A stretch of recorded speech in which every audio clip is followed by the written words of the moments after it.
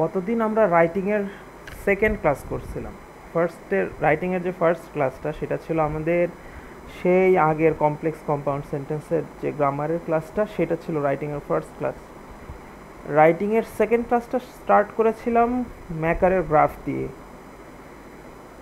তো ম্যাকারের যে গ্রাফ, সেই গ্রাফের বই কি কিনছেন আপনারা?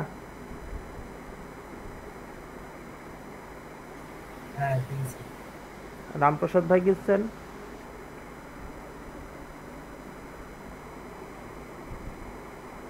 ভাই রামপ্রসাদ ভাই কিনছেন আপনি?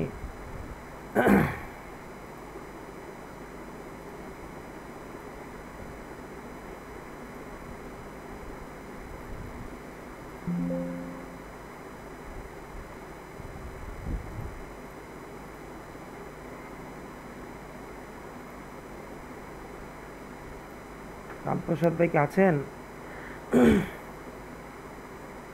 জি ভাই, আছি ভাই। আপনি ম্যাকারের বই কিনছেন? না ভাই, আসলে কেনা হয়নি। অনলাইনে অর্ডার দেবো ভাই, 3 জন একসাথে। আচ্ছা, ঠিক আছে।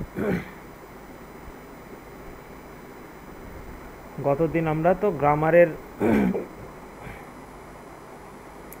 ক্লাসের পরে রাইটিংয়ে হচ্ছে ম্যাকারের বইয়ের যে ভোকাবুলারিজ ছিল সেগুলো শেষ করছি। কিন্তু শুধু এই গ্রাফের বইয়ের যে এই যে ভোকাবুলারিজগুলো আছে, শুধু এগুলো পড়লেই হবে না, এছাড়াও কিছু এক্সট্রা জিনিস পড়তে হবে।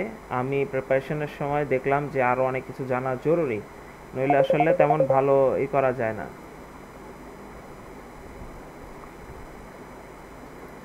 তো এই কারণে আমি সেই যেগুলো এক্সট্রা জানা দরকার সেগুলো আমি এখানে লিখে দিয়েছি। সেগুলো নিয়ে আগে আলোচনা করি, তারপর আমরা গ্রাফ কীভাবে করব সেটা দেখব। এগুলো হচ্ছে এক্সট্রা, ম্যাকারের বইয়ে যা আছে সেগুলোর সাথে এটা পড়তে হবে। এগুলো আগে একদম ঠোঁটস্থ মুখস্থ থাকতে হবে, যাতে হচ্ছে লেখার সময় বেশি চিন্তা করতে না হয়।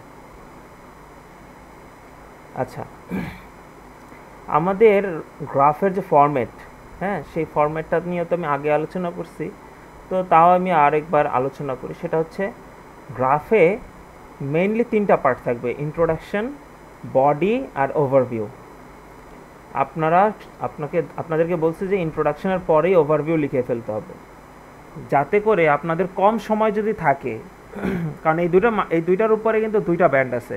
টোটাল 3 ব্যান্ডসের মধ্যে ইন্ট্রোডাকশন অ্যান্ড ওভারভিউর উপরে 2টা ব্যান্ড, আরেকটা ব্যান্ড ফুল বডি লেখার মধ্যে। এতগুলা লিখে একটা ব্যান্ড পাচ্ছেন, আর ইন্ট্রোডাকশন আর ওভারভিউ লিখেও একটা 2টা ব্যান্ড পেয়ে যাচ্ছেন। আপনাদের যখন ধরেন এসে লিখতে লিখতে আপনাদের গ্রাফে মাত্র 15 মিনিট আছে ধরেন 20-এর মধ্যে, এখন এই 15 মিনিটের মধ্যে তো লিখতে গেলে কোয়ালিটি ভালো থাকবে না গ্রাফের, আবার মার্কসও কম পাওয়া যাবে না। তাহলে কি করব? তাহলে হচ্ছে ইন্ট্রোডাকশন আর ওভারভিউটা এটা খুব সুন্দর করে লিখবো, একদম কোয়ালিটি মেনটেন করে লিখবো। এতে কি হবে, ইন্ট্রোডাকশন আর ওভারভিউর জন্য 2টা ব্যান্ড পেয়ে যাচ্ছেন। আর বডি প্যারাগ্রাফ যেমনি পারেন ভুগুচুগু লিখে দিয়ে আসতে পারবেন। ধরেন অল্প সময় পাইছেন, ওর মধ্যে যেভাবে পারেন, কারণ চোখের সামনে গ্রাফ আছে, যা দেখতেছি তাই লিখতেছি, একদম সিম্পল সেন্টেন্সে ফালতুভাবে লিখে দিলেও আপনি দেখবেন যে রাইটিংয়ে 6.5 থেকে 7 পেয়ে গেছেন। যদি এসে ভালো হয়, এসে ভালো হলে 7 তো মাস্ট পাবেন। কিন্তু গ্রাফে ইন্ট্রোডাকশন আর ওভারভিউটা খুবই ইম্পর্টেন্ট। এই জন্য যখন কোশ্চেন হাতে পাবেন, তখন সঙ্গে সঙ্গে আগে গ্রাফের ইন্ট্রোডাকশন অ্যান্ড ওভারভিউ লেখার জন্য এবং বডি প্যারাগ্রাফটা কীভাবে লিখবেন সেটার প্ল্যানিং করে নেবেন 2 মিনিটের মধ্যে। ঠিক আছে? যে গ্রাফটা হাতে পাবেন, গ্রাফের মানে মেইন ফিচার্সগুলো কি সেগুলোকে মার্ক করে ফেলবেন, যাতে করে আপনাদের পরবর্তীতে এসে লেখার পরে দ্রুত গ্রাফ লিখতে গিয়ে বেশি চিন্তা করতে না হয়, ধাপাধাপ যেন শেষ হয়ে যায়। তো গ্রাফে ফার্স্টটা করতে হয় কি, ইন্ট্রোডাকশনে প্যারাফ্রেজ করতে হয়, কোশ্চেন যেটা আছে সেই কোশ্চেনটাকে প্যারাফ্রেজ করে লিখতে হয় গ্রাফে।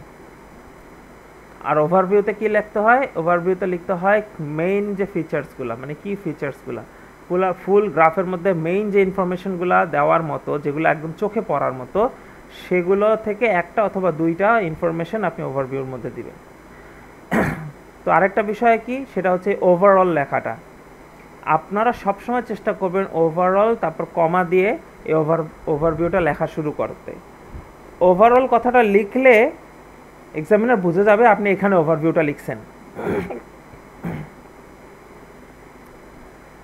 এরপরে দুইটা অথবা একটা বডি প্যারাগ্রাফ দিয়ে গ্রাফ শেষ করবেন। এখন বডি প্যারাগ্রাফ ধরলাম দুইটা দিলেন, যদি দুইটা দেন তাহলে সব থেকে সুন্দর হয় লেখাটা। বডি প্যারাগ্রাফ এতে মেইন যে কম্প্যারিজনসগুলো আছে অথবা হাইয়েস্ট লোয়েস্ট মানে বিভিন্ন বিষয়গুলো থাকবে, যে এই ট্রেন্ডে বা এই জিনিসটা হাইয়েস্ট এই জিনিসটা লোয়েস্ট, এরকম কিছু মানে মেইন ফিচার্সগুলো যেগুলো ওভারভিউতে বলে ফেলছেন ওগুলা না, এগুলা ছাড়াও আরও কিছু থাকতে পারে। হ্যাঁ, আরও তো অনেক কিছুই থাকে, সেগুলোর মধ্যে মেইন যেগুলো সেগুলো দেবেন বডি প্যারাগ্রাফ এতে। এরপরে আদার্স ইম্পর্টেন্ট কম্প্যারিজনস, যেগুলো ইম্পর্টেন্ট না সেগুলো নিয়ে আমরা কোনো আলোচনাই করব না, গ্রাফের মধ্যে থাকা সত্ত্বেও আমরা আলোচনা করব না, কারণ সব আলোচনা করতে গেলে গ্রাফের সাইজ এস এর সমান হয়ে যাবে। ঠিক আছে, তো আমাদের সব থেকে ইম্পর্টেন্ট ধরেন কি বলবো, ধরেন 3টা ক্যাটাগরি করেন ইম্পর্টেন্সের দিক, 4টা ক্যাটাগরি। একদম মোস্ট ইম্পর্টেন্ট থাকবে হচ্ছে ওভারভিউতে, সেকেন্ড মোস্ট ইম্পর্টেন্ট থাকবে হচ্ছে প্যারাগ্রাফ এতে, আর থার্ড মোস্টগুলা সেগুলো থাকবে হচ্ছে প্যারাগ্রাফ বিতে, আর ফোর্থ যেটার ইম্পর্টেন্স নাই ওগুলো আমরা আলোচনাই করব না। গ্রাফের ওয়ার্ড কাউন্ট থাকবে 150 থেকে 150, তো মাস্ট 150 নিচে লিখলে কিন্তু একদম চোখ বন্ধ করে এক ব্যান্ড নাই গ্রাফে। ইভেন এসে তো যদি 250 ব্যান্ড থাকে, সরি এসেতে 250 ওয়ার্ড সর্বনিম্ন মানে লিমিট, তো 250 নিচে যদি লেখেন তাহলে এক ব্যান্ড নাই। সো এই ওয়ার্ড লিমিটটা ভালো করে মাথায় রাখবেন, 150টা ওয়ার্ড মাস্ট থাকতে হবে গ্রাফে। আবার বেশিও লিখতে পারবেন না, বেশি লিখলে কি হবে, আপনার সময় নষ্ট হবে, আপনার এসে লেখার টাইমের সমস্যা হবে। ঠিক আছে, যদি আগে গ্রাফ লেখেন, আর এসে যদি সামনে আগে লেখেন তাহলে আর গ্রাফে বেশি লেখার সময় পাবেন না। সো লেস ইম্পর্টেন্ট ইনফরমেশনগুলো লেখারই দরকার নেই। ঠিক আছে, এখন আমি যখন গ্রাফ সলভ করব আপনাদের সাথে, তখন আমরা আলোচনা করব যে কোনটা একেবারেই লেস ইম্পর্টেন্ট ইনফরমেশন টাইপ আর কোনগুলা ইম্পর্টেন্ট, এটা তখন আন্দাজ হয়ে যাবে আপনাদের। আচ্ছা, আপনারা গ্রাফের মধ্যে দেখবেন 86% টাইমস, এটা একটা হিসাব, মানে এই হিসাবটা আমার করা না, এটা এক্সপার্টদের হিসাব করা, যে কোন টাইপের গ্রাফটা বেশি আসে। আপনারা দেখবেন যে গ্রাফ বলতে আমি গ্রাফ চার্ট অথবা টেবিল যেগুলো বলি, সেটা হচ্ছে যে বার গ্রাফ, পাই চার্ট, তারপর হচ্ছে লাইন গ্রাফ, তারপর টেবিল, এই টাইপের যেগুলো, এবং এগুলোর মধ্যে যে মাঝে মাঝে যে মিক্স করে মাল্টিপল টাইপস অফ গ্রাফস নিয়ে মাঝে মাঝে কোয়েশ্চেন্স হয়, মানে এরকম হতে পারে, ধরেন বার গ্রাফের সাথে পাই চার্ট আছে, তারপর লাইন গ্রাফের সাথে টেবিল আছে, এরকম কম্বিনেশন হতে পারে। এই টাইপের যে ইয়াগুলো আছে মানে ডেটা রিলেটেড, যেখানে ডেটা থাকবে, তো এই রিলেটেড গ্রাফগুলো আসে 86% টাইমস, আর 14% টাইম হচ্ছে ডায়াগ্রাম টাইপের আসে। ডায়াগ্রাম টাইপ, প্রসেস, প্ল্যান, তারপর হচ্ছে ম্যাপ, লেআউট, এই টাইপের যে জিনিসগুলো, কোনো প্রসেস, কোনো ফ্লো চার্ট থাকতে পারে, তারপর হচ্ছে ম্যাপ, কম্প্যারিজন ম্যাপ টাইপ, আগে কি অবস্থা ছিল, পরে কি অবস্থা, বর্তমান কি অবস্থা কেমন, আর সামনের প্ল্যানটা কীরকম হতে পারে, সামনে কোনো কিছু করার প্ল্যান, এই টাইপের যে ম্যাপ অথবা হচ্ছে ডায়াগ্রামগুলো, এগুলো আছে 14% টাইপ। এখন মজার বিষয় হচ্ছে যেগুলো বেশি আসে সেগুলোই সোজা, আর যেগুলো 14% যেগুলো, এগুলো একটু কঠিন হয়। এখন সমস্যাটা হচ্ছে যদি চলে আসে প্রসেস টাইপের, তো ম্যাপ টাইপের কোশ্চেন, তখন কিন্তু একটু চিন্তা ভাবনা করবেন যে এটাকে কিন্তু সময় দিতে হবে, কারণ আপনি এসে একদম ধুপায় লিখলেন, পরে হচ্ছে গ্রাফের সময় চলে গেল, তখন এই টাইপের কোশ্চেন যদি আসে তখন কিন্তু আপনার বিপদে পড়বেন, কারণ এগুলা কিন্তু, কারণ ওই যে ডেটা টাইপের গ্রাফ তো সামনে ডেটা থাকে, ধামার লিখে ফেলা যায়, কিন্তু এই টাইপের কিন্তু ডেটা থাকে না, এগুলা ছবি দেখে কম্প্যারিজন করে নিজের থেকে লিখতে হয়, নিজের বুদ্ধি বিবেক কাজে লাগায় লিখতে হয়। আর ডেটা টাইপেরগুলো তো সামনে ডেটা থাকে, দেখে ধাপ লিখে ফেলা যায়, চোখের দেখা যায় যে আসলে কোনটা বাড়ছে, কোনটা কমছে, কোনটা হাইয়েস্ট, কোনটা লোয়েস্ট, এগুলো চোখে দেখেই বোঝা যায়, কারণ ওটা লিখতে আসলে কষ্ট হয় না তেমন, কম টাইম বা 15 মিনিটের মধ্যে শেষ করা সম্ভব হয়, কিন্তু এইগুলি আসলে 20 মিনিটই লাগবে, বুঝছেন, কারণ এটা তো সবার জন্য সহজ না। ধরেন আপনারা হচ্ছে কম্পিউটার সায়েন্সের। এখন কম্পিউটার সায়েন্স রিলেটেড কোনো প্রসেস অথবা ফ্লো চার্ট এগুলো যদি আসে আপনাদের জন্য যেমনটা ইজি হবে, কিন্তু আমাদের কিন্তু অতটা হবে না। আবার বায়োলজি অথবা হচ্ছে agricultural science, life science related কোনো প্রসেস ডায়াগ্রাম যদি আসে তখন কিন্তু আপনাদের আবার লিখতে গেলে কষ্ট হয়ে যাবে। সো এই টাইপের ক্ষেত্রে একটু সমস্যা। এখন গ্রাফ আসলে মানে ডেটা টাইপের জিনিস আসলে তখন আমরা কি মানে ইয়াগুলো ইউজ করব। যেমন দেখেন আমি আপনাকে সেন্টেন্স বলি, দ্য গ্রাফ শোস তারপর সাম ইনফরমেশন। আবার লিখতে পারবেন the graph gives information about something. বলতে পারি যে the graph shows the population increase in Canada, অথবা এটা বলতে পারেন the graph gives information about population increase in Canada. Sentence বললাম। যদি কখনো দেখেন যে শোস লেখা আছে কোশ্চেনে, তখন আপনারা দিবেন গিভস ইনফরমেশন অ্যাবাউট, অথবা ইলাস্ট্রেটস লেখা যায়, ঠিক আছে। তবে গিভস ইনফরমেশন অ্যাবাউট থাকলে আপনারা দিবেন শোস, আর ওরা যদি কোশ্চেনে শোস লেখে দেন আপনারা লিখবেন গিভস ইনফরমেশন অ্যাবাউট, ঠিক আছে। অল্টারনেট করবেন, কারণ আমি এটা এখন আপনাদেরকে মেনলি প্যারাফ্রেজিংটা শেখাচ্ছি। প্যারাফ্রেজিংটা খুবই ইম্পর্টেন্ট লেক্সিক্যাল রিসোর্সের মার্কসের জন্য। কোশ্চেনে শোস থাকলে গিভস ইনফরমেশন অ্যাবাউট, কোশ্চেনে গিভস ইনফরমেশন অ্যাবাউট থাকলে আপনার ইন্ট্রোডাকশন লেখার সময় এই যে প্যারাফ্রেজ দ্য কোশ্চেন বলছি না ইন্ট্রোডাকশনে, তখন লিখবেন শোস। আচ্ছা, আর diagram, process, plan, map, layout এই টাইপের যে ইলাস্ট্রেশন যেখানে থাকবে, মানে যেখানে ছবি টবি থাকবে, সেইটার ক্ষেত্রে কি লিখবেন? আপনারা লিখতে পারবেন যে দ্য ম্যাপ প্রেজেন্টস, হ্যাঁ, প্রেজেন্টস থাকলে ডেমনস্ট্রেটস অথবা ডিসপ্লেস অথবা ইলাস্ট্রেটস, যে কোনোটা অল্টারনেট করে। প্রেজেন্টস থাকলে এই তিনটার যে কোনোটা, অথবা ডিসপ্লেস থাকলে বাকি তিনটার যে কোনোটা, ইলাস্ট্রেটস থাকলে ডেমনস্ট্রেটস লিখতে পারেন, অথবা ডেমনস্ট্রেটস থাকলে ইলাস্ট্রেটস লিখতে পারেন। এই জন্য এই টাইপের ওয়ার্ডসগুলো মুখস্থ করে রাখেন, এই সব ইনফরমেশনগুলো মুখস্থ করে রাখবেন। আচ্ছা, এখন কোনো ডেটাতে যদি ইউনিটস থাকে, যেমন ডলার, তারপর হচ্ছে ওই যে ক্যাশ রিলেটেড জিনিসগুলো, এগুলোতে তো ইউনিটস থাকে, টাকা অথবা ডলার যাই থাকে। আবার হচ্ছে মেজারমেন্ট টাইপের, ওয়েট হোক অথবা হচ্ছে ডিস্টেন্স হোক, যেখানেই ইউনিটস থাকবে সেইগুলোর ক্ষেত্রে আপনারা যখন গ্রাফ লিখবেন তখন ইউনিটসটা ইন্ট্রোডাকশনের মধ্যে মেনশন করতে হবে। কারণ শুধু কোশ্চেনটা যে প্যারাফ্রেজ করবো এইটুকুই না, আপনাদেরকে গ্রাফের মধ্যে যা দেখতেছেন সেই জিনিসগুলো মেনশন করা জরুরি, ঠিক আছে। আপনার তো ডাটা অ্যানালিসিস বুঝেন, গ্রাফের মধ্যে যত ভেরিয়েবলসগুলো আমরা দেখব, প্রত্যেকটা ভেরিয়েবলস যদি 3টা অথবা সর্বোচ্চ 4টা ভেরিয়েবলস যদি থাকে, আপনারা 4টা ভেরিয়েবলসের নাম মেনশন করবেন। কিন্তু এর থেকে যদি বেশি ভেরিয়েবলস থাকে দেন ওগুলো মেনশন করার দরকার নেই, ঠিক আছে। ধরেন 4টা কান্ট্রির কথা বললো, তো 4টা কান্ট্রির নাম উল্লেখ করবেন, কিন্তু এর বেশি যদি থাকে 5টা থাকে তখন একটাও মেনশন করবেন না, একটা কান্ট্রিও মেনশন করবেন না, ঠিক আছে। আর গ্রাফের মধ্যে ইউনিটস যদি থাকে তখন ইউনিটসটা মেনশন করতে হবে। তখন আপনি লিখে দেবেন ইউনিটস আর মেজার্ড ইন, ধরেন ডিস্টেন্সের ক্ষেত্রে কিলোমিটার অথবা মিটার বা মাইল যাই থাকুক সেটা, ক্যাশের ক্ষেত্রে ডলার বা সামথিং যাই থাকুক, যাই হোক। তো এই সেন্টেন্সটা লিখবেন, ইউনিটস আর মেজার্ড ইন, তারপরে যে ইউনিটটা সেইটা মেনশন করবেন, ঠিক আছে। আচ্ছা, এরপরে এই টাইপের ওয়ার্ড এখানে যেভাবে লিখছি আমি ইকুয়াল দিয়ে, মানে সিনোনিমাস ওয়ার্ডস, এগুলো আর কি আপনারা কোশ্চেনে পাবেন।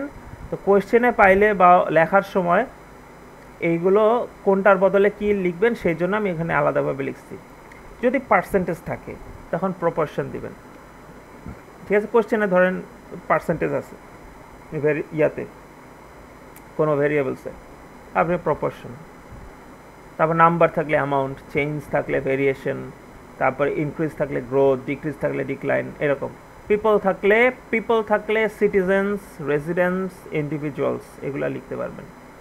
আর সিটিজেন্স কখন পিপলের বদলে লেখা যায়? যদি পিপল অফ বাংলাদেশ অথবা কোনো দেশের নাম উল্লেখ থাকে দেন সিটিজেন্স ইউজ করতে পারবেন, অথবা পিপল অফ ঢাকা এটা যদি বলে, দেন ওই টাইমে আপনি পিপলের বদলে সিটিজেন্স লিখতে পারবেন না, তখন আপনাদেরকে লিখতে হবে রেজিডেন্স অথবা ইন্ডিভিজুয়ালস লিখতে হবে। ঠিক আছে, কান্ট্রিজ থাকলে রিজিয়নস, তারপর হচ্ছে ফ্যামিলিজ থাকলে হাউস হোল্ডস, হোমিজ, তারপরে হচ্ছে রেজিডেন্টস, এটা লিখতে পারবেন। ট্যুরিস্ট থাকলে ভিজিটর্স অথবা গেস্টস, ওয়ার্কার্স থাকলে employees, those in employment, people who work, working people, those employed, এরকম বিভিন্ন টার্মস ইউজ করতে পারেন। রুরাল এরিয়াসের জায়গায় আপনি লিখতে পারবেন হচ্ছে কান্ট্রি সাইড অথবা ভিলেজেস। ইয়াং পিপল মানে ইয়াং যদি থাকে দেন ইয়থ, অ্যাডোলেসেন্টস, ইয়াং জেনারেশন, এগুলো লিখতে পারবেন।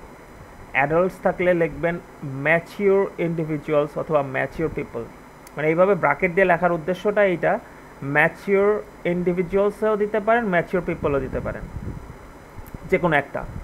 আবার গ্রোন ইন্ডিভিজুয়ালস অথবা গ্রোন পিপল এটাও লিখতে পারেন, যে কোনো একটা। ঠিক আছে, আচ্ছা, এল্ডারলি ইন্ডিভিজুয়ালস মানে বেশি বয়স্ক, ওল্ডার পিপল, সিনিয়র সিটিজেন্স, এগুলি। চিলড্রেনের ক্ষেত্রে মাইনর্স অথবা জুভেনাইলস, এগুলো ইউজ করবেন। এর বাইরে ইউজ করার চেষ্টা করবেন না, কারণ আমি এগুলো সেফ পাইছি। এর বাইরে যদি ইউজ করতে যে ভুল করেন তখন কিন্তু মার্কস নাই। সো বেশি শেখার দরকার নেই, বেশি বুদ্ধি খাটানোর দরকার নেই। ঠিক আছে, এর ভিতরেই থাকেন, আপনাদের সহজ করার জন্য আমি এই জিনিসটা করছি। যদি আপনি বাইরে ইউজ করতে চান কোনো সমস্যা না, কিন্তু খেয়াল রাখবেন ভুল যেন না হয়, কারণ যদি ইউজ করতে যে ভুল হয় দেন কিন্তু সমস্যা।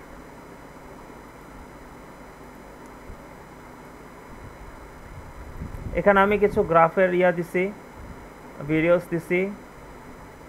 গ্রাফ শেষ করার পরে এই সমস্ত ভিডিওগুলো দেখবেন, এই ভিডিওগুলো মাস্ট দেখবেন। ঠিক আছে, এই প্রত্যেকটা ভিডিও আপনাদের দেখতে হবে। আপনাদের একে তো ম্যাকারের বই পড়তে হবে, প্লাস এই ভিডিওগুলো দেখবেন। আচ্ছা, প্যারাফ্রেজিং এর জন্য আরো কি করা যায় দেখি।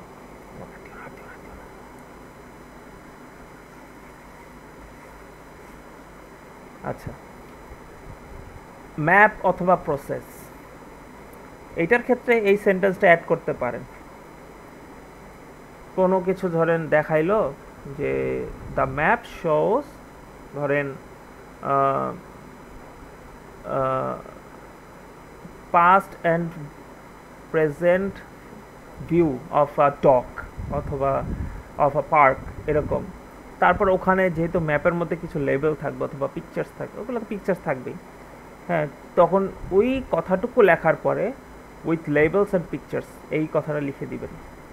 এটা এক্সট্রা একটু লেখা, কিন্তু দেখলে সুন্দর দেখায়, মানে লেখাটা সুন্দর হয়। ইন্ট্রোডাকশন লিখতে গেলে ম্যাপ অথবা প্রসেসের ক্ষেত্রে, কারণ ম্যাপ আর প্রসেসের মধ্যে অবভিয়াসলি ওখানে থাকবে, লেবেল থাকবে, আর পিকচার তো আছেই।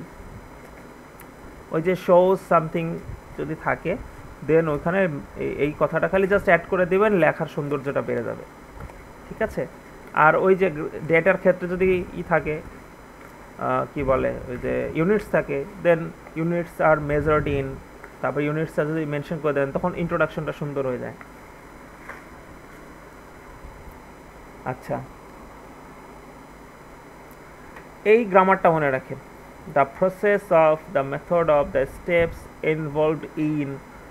ঠিক আছে, এইগুলি যদি আপনারা লিখেন, দেন যে প্রসেসটা থাকবে সেটার সাথে আইএনজি যোগ করবেন। দ্য প্রসেস অফ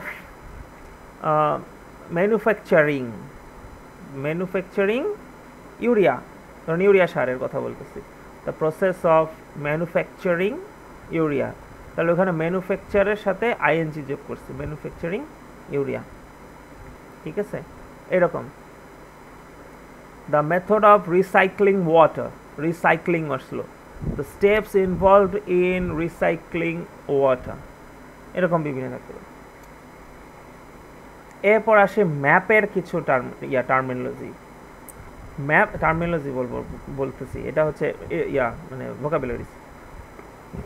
ম্যাপের ক্ষেত্রে একটা ভোকাবুলারি তো আপনার ম্যাকারের বইতে পড়ছি, সেটা হচ্ছে ডিরেকশনটা। আর এই টাইপের কিছু ওয়ার্ড আপনারা শিখে রাখেন। কোনো কিছু ধরেন রিবিল্ড হয়েছে, রিকনস্ট্রাকশন হয়েছে, যদি কোনো বিল্ডিংয়ের ম্যাপ থাকে সেটা রিকনস্ট্রাকশন হয়েছে। ধরেন বলতে পারে যে একটা স্কুল বিল্ডিং ছিল, সেটা এখন রেস্টুরেন্ট হয়ে গেছে। তো এইসবের ক্ষেত্রে রিফারবিশড, রিবিল্ড, রিকনস্ট্রাক্টেড এই টাইপের কথা ইউজ করতে পারেন। তারপরে আপনারা এই করতে পারেন যে কোনো কোনো ক্ষেত্রে একটা পার্ক ধরেন, ওই পার্কের এক জায়গায় ধরেন সিটিং অ্যারেঞ্জমেন্ট ছিল, অন্য জায়গায় হয়তো অন্য কিছু ছিল, তো এটাকে জাস্ট রিঅ্যারেঞ্জ করা হয়েছে বা রিশাফেল করা হয়েছে। ধরেন পার্কের সিটিং অ্যারেঞ্জমেন্টটা বাম থেকে ডানে নিয়ে গেছে, ইস্টার্ন সাইড থেকে ওয়েস্টার্ন সাইডে নিয়ে গেছে। তো এই টাইপের জিনিসের ক্ষেত্রে, লেখার ক্ষেত্রে রিঅ্যালাইনমেন্ট, রিঅ্যারেঞ্জ অথবা রিশাফেল এই টাইপের ওয়ার্ড ইউজ করবেন। কোনো কিছুকে কনভার্ট করে অন্য কিছু করে ফেলা হলো, ওটার ক্ষেত্রে কনভার্ট, চেঞ্জ, অল্টারেশন, তারপর হচ্ছে ট্রান্সফরমেশন এই টাইপের। Transformed into something, altered into, changed into, convert into এরকম। তারপর হচ্ছে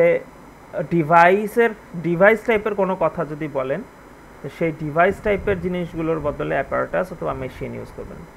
স্টেজ, এখন আসি হচ্ছে প্রসেস ডায়াগ্রামের ক্ষেত্রে যেগুলো হয়, প্রসেসের তো অবশ্যই কোনো স্টেপ থাকে, সেটা ক্ষেত্রে স্টেজ অথবা ফেজ অথবা স্টেপ এই টাইপের কথাগুলো ইউজ করবেন।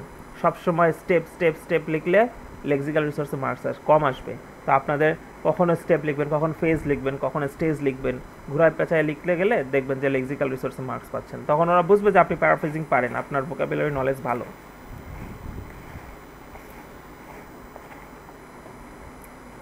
আচ্ছা, এরপরে হচ্ছে ওই যে প্ল্যানের কথা বললাম না, প্ল্যান টাইপের যেগুলা, যে ভবিষ্যতে কোনো প্ল্যান রিলেটেড, তো আবার অথবা কোনো প্রেডিকশন টাইপের যদি কোনো ডায়াগ্রাম আসে, তো ওই ক্ষেত্রে প্রেডিকশন অথবা ফোরকাস্ট এটা ইউজ করবেন।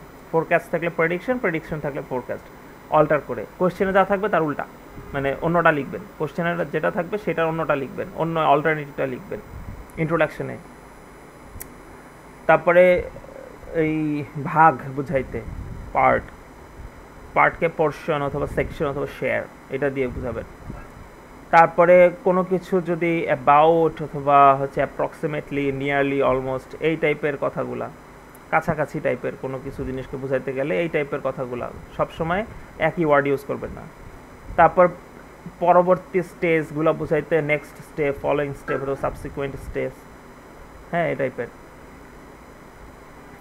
তারপর হচ্ছে স্পেসিফিক কোনো কিছু বলা যায়, স্পেসিফিক কান্ট্রি, এটার বদলে সার্টেন কান্ট্রি, পার্টিকুলার কান্ট্রি অথবা গিভেন কান্ট্রি এরকম টাইপের।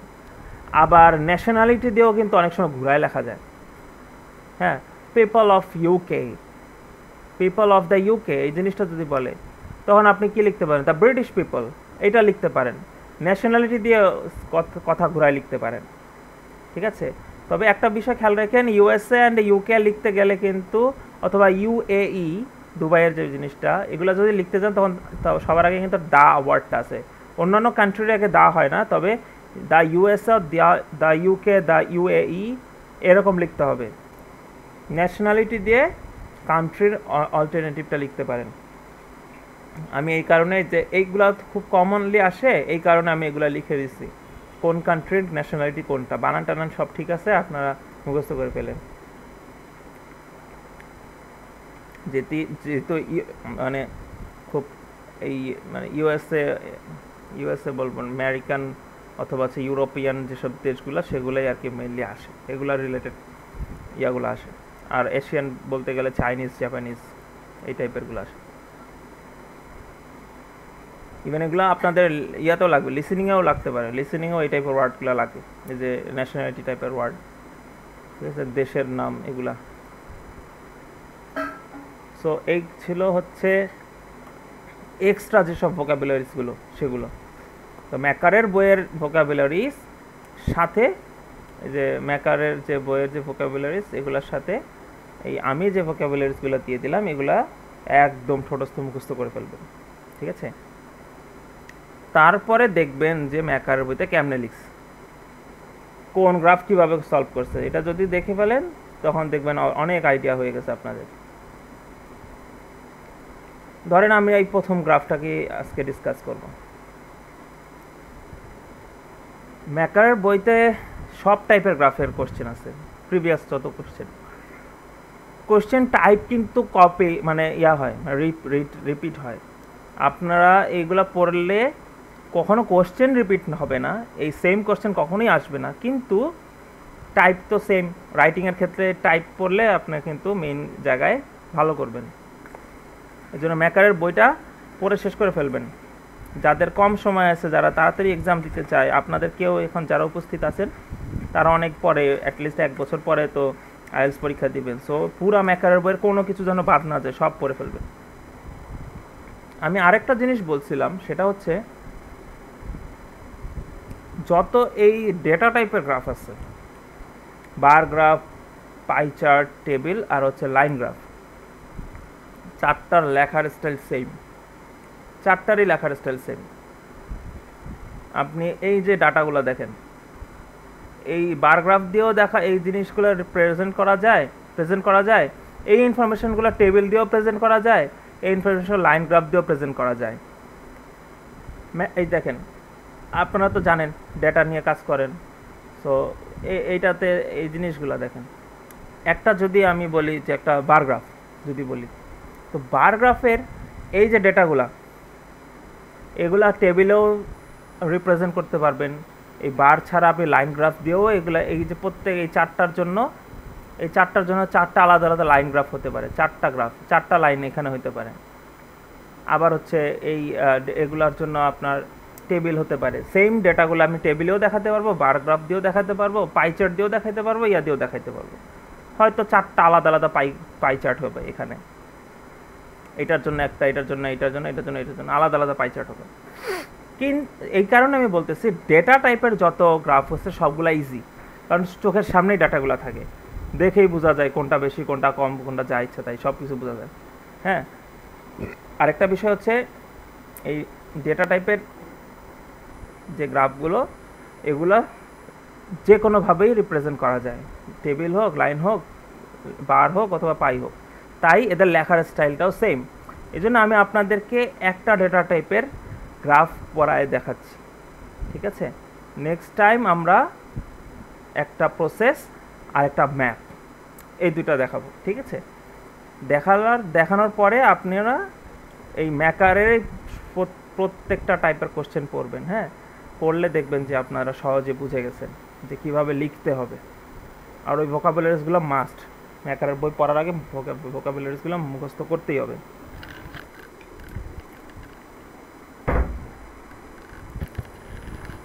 আচ্ছা, ফার্স্টে আমি কি বলেছিলাম যে কোয়েশ্চেনটাকে প্যারাফ্রেজ করতে হবে, ঠিক আছে? যেমন দেখেন কোয়েশ্চেনটাকে কীভাবে ওরা প্যারাফ্রেজ করছে। The chart below shows the percentage, এই জিনিসটাকে কেমন লেগেছে? দ্য গিভেন ওয়ার্ডটা নতুন আনছে, দ্য গিভেন কলাম গ্রাফ। এখানে কিন্তু কলাম গ্রাফ বলে নাই, শুধু জাস্ট বলছে চার্ট। আপনি কলাম গ্রাফ লিখতে পারেন অথবা হচ্ছে বার গ্রাফ লিখতে পারেন। তারপর কি লিখছে? শোসের জায়গায় কি লিখছে? ইলাস্ট্রেটস লিখছে। এখানে পার্সেন্টেজ লেখা, আপনি এখানে পার্সেন্টেজ দিবেন না, এখানে লিখবেন প্রপোর্শন, ঠিক আছে? পার্সেন্টেজ অফ অ্যাডাল্টস, এখানে proportion of adults of different age groups using the internet browsing, এখানে কি লিখছে? groups in the UK who use the internet every day from 2003 to 2006। আর এখানে কি লিখছে? different age groups using the internet। এই ইন্টারনেটের পরবর্তী কথাগুলো আগে আনছে, পরে আর কি ইয়া করছে। এই দেখেন, যদি ফ্রম টু এরকম দেওয়া থাকে তাহলে আপনারা লিখবেন বিটুইন অ্যান্ড, ফ্রমের বদলে বিটুইন, আর এই টু এখানে হাইফেনও হতে পারে অথবা টুও লিখতে পারে, টিও, সেটার বদলে লিখবেন অ্যান্ড। ফ্রম টু এর বদলে বিটুইন অ্যান্ড লিখবেন, ঠিক আছে? যদি বিটুইন অ্যান্ড থাকে দেন ফ্রম টু লিখবেন, বিটুইন 2003 অ্যান্ড 2006 অথবা ফ্রম 2003 টু 2006, এরকম এভাবে প্যারাফ্রেজ করবেন। আবার কি লেখছে? ইন দ্য গ্রেট ব্রিটেন, এটা যখনকার কোশ্চেন, এটা অনেক আদিমকালের কোশ্চেন। ওই সময় হয়তো গ্রেট ব্রিটেন ইউকের ভিতরে ছিল, কিন্তু বর্তমানে তো ব্রিটেন কিন্তু ইউকের ভিতরে নাই, ইউকের বাইরে। সো এখানে লিখতে পারেন যে ইন দ্য ইউনাইটেড কিংডম, ইউকের বদলে ইউনাইটেড কিংডম লিখবেন, জাস্ট এলাবোরেট করে বলবেন। যদি ইউনাইটেড কিংডম থাকে তখন লিখবেন হচ্ছে দ্য ইউকে, শর্ট ফর্মে লিখবেন, এটা প্যারাফ্রেজিং হয়ে যাবে। কোশ্চেনে এখন বলছে কি, summarise the information by selecting and reporting the main features and make comparisons where relevant. এখানে আপনাদেরকে মানে বলেই দিছে করতে হবে কি, রিপোর্টিং দ্য মেইন ফিচার্স, ঠিক আছে, আর কি বলছে মেক কম্প্যারিজনস, এই দুটো হচ্ছে আপনাদের টাস্ক। বললাম না রাইটিংয়ে আপনার একটা বড় পার্ট হচ্ছে স্পিকিংয়ে যেরকম ফ্লুয়েন্সি, রাইটিংয়ের ক্ষেত্রে হচ্ছে টাস্ক রেসপন্স। তো টাস্ক রেসপন্সের কাজটাই হচ্ছে এটা, এই দুটো আপনাদের টাস্ক, এই দুইটা জিনিস আপনার লেখার মধ্যে পাইলেই টাস্ক রেসপন্সে মার্কস পাবেন। আচ্ছা, তাহলে এখানে আসি, আমরা এই কথাটুকু যে প্যারাফ্রেজ এই পর্যন্ত করে ফেলছি। এরপরে দেখেন এই যে কথাটা লিখছে, the over 65 had the least percentage of internet users. Over 65 যাদের বয়স ওভার 65 তারা সব থেকে কম ইন্টারনেট ইউজ করছে, এই কথাটা এখানে লিখছে। যদিও এটা জরুরি ছিল না, ইন্ট্রোডাকশনের মধ্যে এটা জরুরি না যে লিখতে হবে, মানে ইন্ট্রোডাকশনে কোনো ইনফরমেশন দিতে হবে, এটা জরুরি না। ইন্ট্রোডাকশনের মেইন জরুরি বিষয়টা হচ্ছে আপনার কোশ্চেন যা ছিল সেটা প্যারাফ্রেজ করে লেখা হয়েছে কিনা, অন্যভাবে ঘুরায় লিখতে পারছেন কিনা, ঠিক আছে। তো আমি যেহেতু প্রথমে এই পর্যন্ত এইটা যেহেতু ওরা প্যারাফ্রেজ করে দিচ্ছে, সো এই ইনফরমেশনটা দেওয়াটা জরুরি না, কিন্তু সবথেকে গুরুত্বপূর্ণ ইনফরমেশনগুলো থাকবে কোথায়, ওভারঅলের ভিতরে। আর আমি বলছি যে ওভারঅল দিয়ে যে লিখতে হবে, ওভারঅল কমা তারপরে মেইন ফিচারটা দিতে হবে। সব মানে আপনি যদি ম্যাপটা চোখের সামনে আসার সঙ্গে সঙ্গে চোখে কোনটা লাগতেছে, সব থেকে হাইয়েস্টটা এবং সব থেকে লোয়েস্টটা আপনার চোখে পড়তেছে না আপনাদের, সো এই দুইটা হবে সব থেকে মেইন ইনফরমেশন, ঠিক আছে। তো এগুলো থাকবে আপনাদের ওভারঅলের বিষয়, আর সবসময় যে হাইয়েস্ট লোয়েস্ট থাকবে এমন না, ঠিক আছে। আপনাদের ম্যাপ দেখে চোখে যেটা লাগবে, যেরকমই ম্যাপ হোক অথবা হচ্ছে গ্রাফ হোক, যেটা চোখে বেশি লাগবে সেটাকে বুঝবেন যে এইটা হচ্ছে ওভারঅলের বিষয়। এখন এইটা একটা ওভারঅলের ইম্পর্টেন্ট ইনফরমেশন ছিল, কারণ যাদের বয়স ওভার 65 তাদের least percentage of internet user তারা, তো এইটা একটা ওভারঅলের বিষয়, এটা আপনি ওভারঅলে ইনকর্পোরেট করলেও কোনো সমস্যা ছিল না। দেখি ওভারঅলে কি লিখছে, adults between 16 and 44 showed the greatest use of internet and the users grew with time regardless of their age. এইটার ক্ষেত্রে দেখেন বাড়ছে, এটাও বাড়ছে। তো এই কথাটা এখানে সব থেকে বেশি ভালো যাইতেছে 16 থেকে 24 মধ্যে তারা সব থেকে বেশি ইন্টারনেট ইউজ করে, আর হচ্ছে যাদের বয়স 65 এর উপরে তারা সব থেকে কম ইউজ করে, সেই জিনিসটা ওভারঅলে লিখলে সুন্দর হইতো। হ্যাঁ, আমি ওদের সাথে আসলে একমত না, আপনারা ওইভাবে লিখতে পারেন, ওইভাবে লেখা বেশি সুন্দর হইতো। আচ্ছা, এরপরে আসি বডি প্যারাগ্রাফে। বডি প্যারাগ্রাফ একটাও হইতে পারে, দুইটাও হইতে পারে। আমি বলছি দুইটা যদি বডি প্যারাগ্রাফ লেখেন তাহলে সব থেকে সুন্দর হয়, ঠিক আছে। যদি দুইটা বডি প্যারাগ্রাফ লেখেন তাহলে বডি প্যারাগ্রাফ এ সেটা হবে সেকেন্ড মোস্ট ইম্পর্টেন্ট ইনফরমেশন সেগুলো হবে বডি প্যারাগ্রাফ এ এর ভিতরে, এবং থার্ড ইম্পর্টেন্ট থার্ড লেভেলে যেগুলো যাবে হচ্ছে বডি প্যারাগ্রাফ 2-তে। এখানে যেহেতু অনেক বেশি ইনফরমেশন নাই, তার মানে এখানে অনেক ইউজলেস ইনফরমেশন নাই। তো ইউজলেস ইনফরমেশন কখনোই আমরা লেখার মধ্যে আনবো না, কারণ বেশি লিখতে গেলে, সব কিছু ডিসক্রাইব করতে গেলে আমাদের দুইটা ব্যাড ইমপ্রেশন তৈরি হবে। একটা হচ্ছে আপনার একে তো ওয়ার্ড কাউন্ট অনেক বেড়ে যাবে, যেটা কিনা আপনার এসে লেখার টাইমের উপর হ্যাম্পার করতে পারে, অথবা আগে যদি এসে লেখেন তাহলে আপনার পুরোটা কমপ্লিট করার সুযোগ পাবেন না লেখা শেষ করতে, এইটা একটা প্রবলেম। আর ব্যাড ইমপ্রেশন যেটা তৈরি হবে সেটা হচ্ছে আপনি যে গ্রাফের মধ্যে মেইন ফিচার কি, মেইন ইম্পর্টেন্স জিনিস কি সেটা বুঝেন না, সেটা মনে করবে এক্সামিনার। আপনি যেটাকে গুরুত্বপূর্ণ মনে করেন না, যেটা আসলে গুরুত্বপূর্ণ না, সেটা যদি আপনি না লেখেন তখন এক্সামিনার বুঝে যাবে যে আপনি আসলে বুঝেন যে আসলে এটা ইম্পর্টেন্ট ইনফরমেশন না, যেটা ইম্পর্টেন্ট সেটা যেহেতু আপনি বুঝতে পারছেন শুধু সেই কটাই লিখছেন, এই জিনিসটা এক্সামিনার বুঝবেন, তখন গ্রাফে ভালো মার্কস পাবেন। আচ্ছা, তাহলে দেখি আমরা এখানে মেইন ইনফরমেশনগুলো কি হতে পারে। এটা যেহেতু মেইন, এই টাইপের কথা আছে কিনা দেখি। The main users of internet were young adults, মানে ইয়াং যারা aged between কি 16 and 24 years, 16 to 24. In 2003 and 2004 they shared the same percentage, যে 2003 and 4, এই যে এই কালারটা 2003 আর এই কালারটা হচ্ছে 2004, ওরা সেম পার্সেন্টেজ ছিল ওই সময়, সেম পার্সেন্টেজ ছিল ওই সময়, ওদের বাড়ে নাই, which was 80%, এই যে 80%।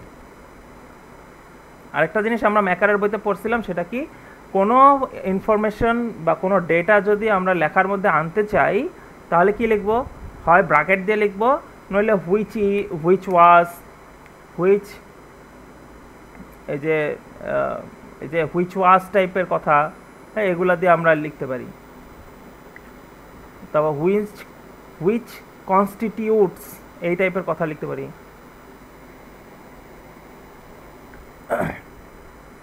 যেমন দেখেন এটা কি, এটা তো 2003 and 4 তো সেম ছিল, পরে কি হয়েছে, এটা 80% ছিল, এটাও বলে দিছে ইনফরমেশনটা কীভাবে ইনকর্পোরেট করছে, দেখেন কমা দিয়ে হুইচ ওয়াজ 80%। ইন 2005, এটা হচ্ছে 2005-এর information, this figure increase significantly, significant increase আমরা দেখতেছি, কোথায় ছিল 80 আর কোথায় 100 উঠে গেছে। কি জন্য, কিসে, ওইটার ভেতরে গ্যাসের ওষুধ আছে তো, না আর গ্যাসের ওষুধ খাওয়া লাগবে না ওইটাই ভেতরে, না ওটা খেয়ে তারপরে খাবে, হ্যাঁ ওটার ভিতরে গ্যাসের ওষুধ আছে, ওইটা খেয়ে নাও তারপরে হচ্ছে করতে হবে।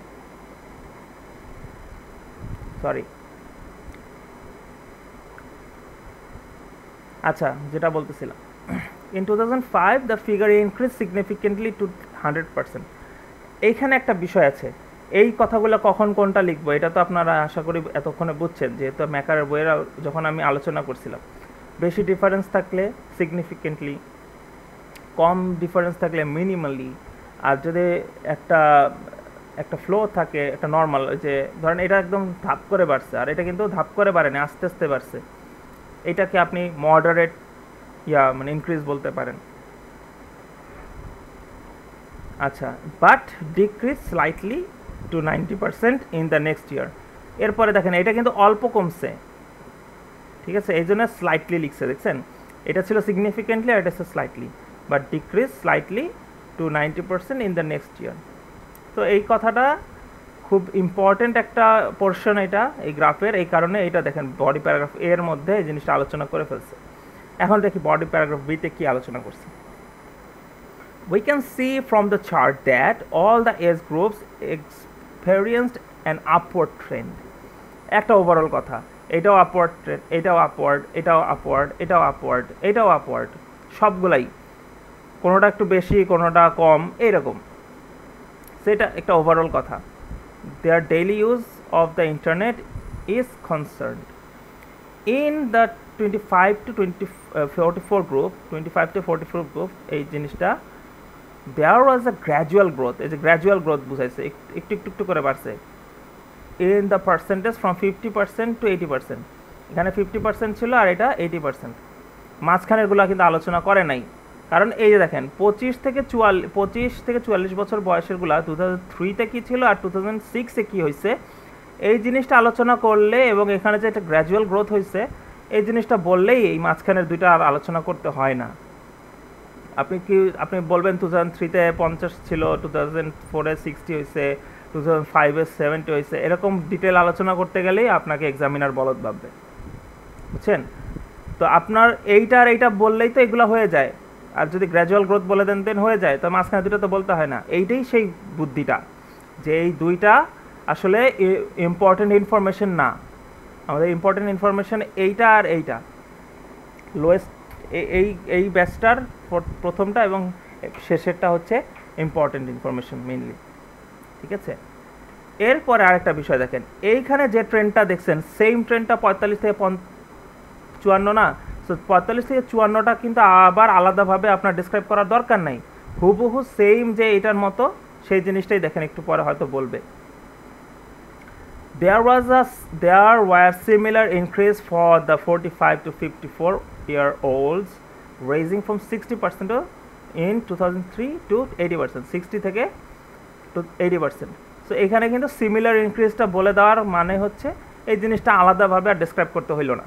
তার মানে আপনি যে ইম্পর্টেন্স দিলেন কি 25 থেকে 44-এর এই দুইটা কথাটা সব থেকে ইম্পর্টেন্ট ছিল, এবং এটা যে গ্র্যাজুয়াল ইনক্রিজ হচ্ছে এটা বলছেন, এবং পরবর্তী সিমিলার ইনক্রিজটা দেখতে পাইছেন, এই জিনিসটা যে বলছেন এইটাই ইনাফ। এটার জন্য আলাদাভাবে এটাকে নিয়ে আলোচনা করার কিছু নাই। As for the other two groups, এই যে এই দুটো আলাদা টু গ্রুপসে although the percentage had minor fluctuation, এটা মাইনর ফ্ল্যাকচুয়েশন দেখা যাচ্ছে, একটু বাড়ছে একটু কমছে আবার বাড়ছে, আবার এটা একটু কমছে আবার একটু বাড়ছে, এটা মাইনর কিছু ফ্ল্যাকচুয়েশনস হয়েছে, বেশি ফ্ল্যাকচুয়েশন না। The overall trend was upward, এটা যে দেখেন শুরুরটা আর শেষেরটা আপওয়ার্ড, শুরুরটা আর শেষেরটা মানে বাড়ছে, তো এই জন্য the overall trend was upward. এই দুটো একদম মাইনর ইনফরমেশন ছিল, যার কারণে এই জিনিসটা এখানে আলোচনা করে নাই। তবে 65 ইয়ার্স ওল্ডের 65 ওভার যারা, তাদের ইনফরমেশনটা কিন্তু ইম্পর্টেন্ট, কিন্তু এইটা ডেসক্রাইব করার মতো না। সো এই জন্য এই মেইন বডি প্যারাগ্রাফে এটা ডেসক্রাইব করে নাই। এটা যে ইম্পর্টেন্ট ইনফরমেশন, এই জন্য এইটাকে নিয়ে কোথায় ফেলছে, ওভারঅলের ভিতরে। হাইয়েস্টটা আর লোয়েস্টটা ওভারঅলের মধ্যে দেওয়া হয়েছে, ঠিক আছে। তো আপনি এই যে 65, এই যে হাইয়েস্টটা আর লোয়েস্টটা ওভারঅলের মধ্যে লিখে দিলেই এটা একটা পারফেক্ট গ্রাফ হয়ে যাবে, একদম 9 আউট অফ 9 পাওয়ার মতো গ্রাফ। গ্রাফে 3 ব্যান্ড, তো 3-তে 3 আউট অফ 3 পেয়ে যাবেন, যদি কোনো ভুল না থাকে, গ্রামাটিক্যাল এরর না থাকে। এরকম মাল্টিপল থাকতে পারে, বার গ্রাফ থাকতে পারে। এই চারটাকে এক জায়গায় করা যায়, কিন্তু আবার আলাদা করেও লেখা যায়। যেমন এখানে গ্রাফটা কি ছিল, এখানে 4টা বিষয় ছিল, এক জায়গায় লিখে দিচ্ছে, কিন্তু আলাদাভাবে করা যায়, তো এখানে আলাদা করছে। দেখে আশ্চর্য হওয়ার কিছু নেই, ভয় পাওয়ারও কিছু নেই, সেম জিনিস, ডেটা খালি এক জায়গায় এক গ্রাফের মধ্যে সব ইনকর্পোরেট করা যায়, আবার আলাদা করেও লেখা যায়। আবার সেম বার গ্রাফটা কি এইভাবে ভার্টিক্যালি না দিয়ে হরিজন্টালি লিখছে, সেম জিনিস, মানে ভয় পাওয়ার কিছু নাই, দেখে সব সেম, যে এগুলো হরিজন্টালি। তারপরে কই এই যে লাইন গ্রাফ, এই যে 3টা লাইন গ্রাফ যে আছে, এই 3টা লাইন গ্রাফ দিয়ে কিন্তু 3টা আলাদা বার গ্রাফ বানানো যায়, অথবা একটা বার গ্রাফের মধ্যে এই 3টা লাইনের বদলে 3টা বার দেওয়া যায়। তো বার গ্রাফ আর লাইন গ্রাফ কিন্তু সেমই, খালি মানে রিপ্রেজেন্টেশনটা আলাদা হচ্ছে। আপনারা পড়লেই দেখতে পারবেন, এটা লেখার স্টাইল থেকে শুরু করে সব সেম, তাহলে শুধু এই তথ্যগুলা। পার্সেন্টেজ থাকলে লিখবেন সবসময় প্রপোর্শন, আর যদি থাকে কোনো ইউনিটস থাকে, যেমন এই যে কিলোমিটার পার আওয়ার, এই যে একটা ইউনিট আছে, আপনারা এই যখন ইন্ট্রোডাকশনটা লিখবেন তখন লিখবেন units are measured in kilometre per hour, KPH, অথবা স্পিডের ক্ষেত্রে KPH, আর এই যে নসের ক্ষেত্রে গ্রাম পার কিলোগ্রাম। এই যে গাড়ির জন্য কতটুকু নস ইউজ করলে কত স্পিড বাড়বে আর কি, সেই জিনিসটা।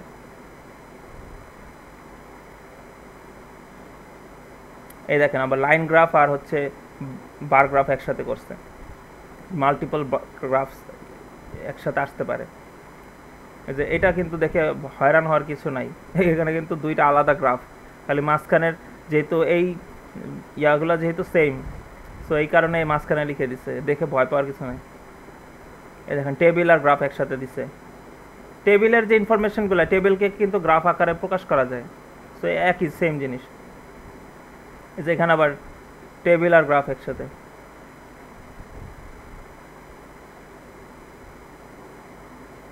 পাই চার্ট কই, এই যে পাই চার্ট, 2টা পাই চার্ট, এই 2টা ইয়ার মতোই,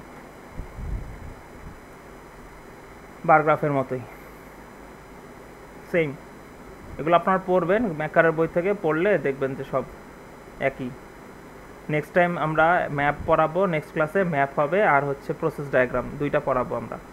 তার আগে চেষ্টা করবেন যত আছে, এই যে ম্যাকারের যত ইয়াগুলো আছে, ভোকাবুলারিজগুলো আছে, আর এই গ্রাফে আমি যতগুলো ভোকাবুলারিজ আপনি আলোচনা করেছি আজকে, এগুলো সব পড়ে ফেলতে। আর অবশ্যই এই ভিডিওগুলো দেখবেন, এই ভিডিওগুলো দেখলে অনেক আইডিয়া হবে কিভাবে লিখবেন। তবে এই ভিডিওগুলো কখন দেখবেন? যখন আপনার ম্যাকারের বই পড়া শেষ, ঠিক আছে? ম্যাকারের বই আমি কিছু সাজেশনস দিতে পারি আপনাদেরকে, যে আমি যে সাজেশনসগুলো দিব এগুলো আগে শেষ করবেন, তাহলে একটা ওভারঅল আইডিয়া হয়ে যাবে সব টাইপের গ্রাফ লেখা। আমি গ্রুপের মধ্যে ছবি শেয়ার করে দেব দুইটা, গ্রাফ এবং এসের জন্য। ম্যাকারের যখন বই কিনে ফেলবেন দুইটাই, রাইটিংয়ের গ্রাফ এবং এসের, সেগুলো সূচিপত্রে যে নাম্বারগুলো আছে, সূচিপত্রে গ্রাফ নাম্বার যে কী বলে আমি দেখাই, কেটে দিচ্ছি সম্ভবত, যাই হোক, ওই গ্রাফের যে নাম্বারগুলা, কত নাম্বার গ্রাফ, ওই নাম্বারগুলো আমি সাজেশনের মধ্যে লিখে দিছি। শুধু নাম্বার দেখে দেখে আপনি সূচিপত্র থেকে বের করে কন্টেন্ট থেকে জাস্ট সেই গ্রাফগুলো, সেই এসেগুলো আগে পড়বেন। আগে পড়লে কি হবে, তো ওভারঅল বইটা সম্পর্কে এবং প্রত্যেকটা টাইপ কোশ্চেনের সম্পর্কে একটা ওভারঅল আইডিয়া হয়ে যাবে। যারা দ্রুত পরীক্ষা দিতে চাচ্ছেন তারা শুধু ওইটা পড়ে গেলেও হবে, আর যারা 1 বছর সময় নিয়ে পরীক্ষা দিবেন তারা অবশ্যই পুরো বইটা পড়েন, তাহলে অনেক আইডিয়া হবে।